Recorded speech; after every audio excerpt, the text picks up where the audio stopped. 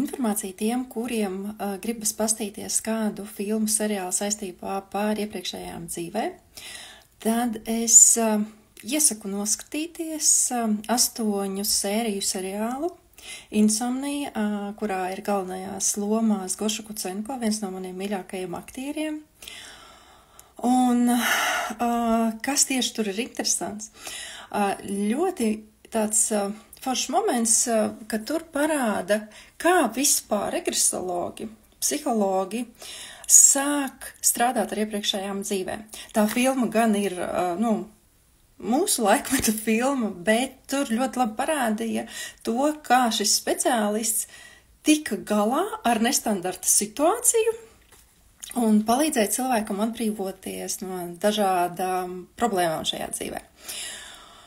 Tas ir viens, kur es jau biju daudz, tā kā es esmu ilgi reinkarnācijas tēmā, man viņi ir interesē, tad es arī esmu skatījusies, un man pašai bija radies jautājums, kā tie psihologi varēja sākt strādāt ar iepriekšējām dzīvēm, it kā, tā kā skaidrs jau bija, kā tas notiek.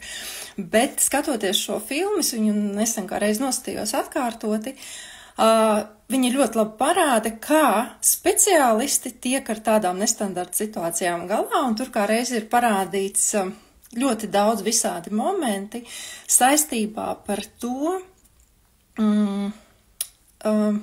kā atceroties savas iepriekšējās dzīves, pat nesenas iepriekšējās dzīves, tanī pašā valstī dzīvojot, var rast mieru un izpratni par ļoti dīvainām sajūtām, emocijām un uzvedību. Un es te varu 100 reižu vien to pašu stāstīt, bet tā filma ir ļoti, viņa ir filma ar ļoti spilgtiem piemēriem, kā lai tu saproti, vai tev vajag iet un atcerēties savu iepriekšējo dzīvi vai nevajag. Vai tev vajag atcerēties, kā tu šajā dzīvē nāci, kad tu piedzimi, jo tur vienkārši fantastiski to parāda. Un tiem, kuriem nepatīk klausīties rupības, jums varētu būt diskomforti, bet es iesaku varbūt nedaudz pieciest un noskatīties. Protams, ja jums galīgi liela tāda pretestība ir pret to, ka tur rupīgi izteicieni tajā seriālā ir, protams, neskatieties, netraumējiet sevi. Bet iesaku pārciest, lai jūs varētu ieraudzīt, sajust, saprast tos momentus, un es iesaku nostīties visas 8 sērijas. Es viņu tādā vienā elpas vilcienā principā noskatījos. Un tad, ja jums ir vēl kādi jautājumi, vai man vajag vai nevajag atcerēties iepriekšējās dzīves, tad šis seriāls var dot atbildes.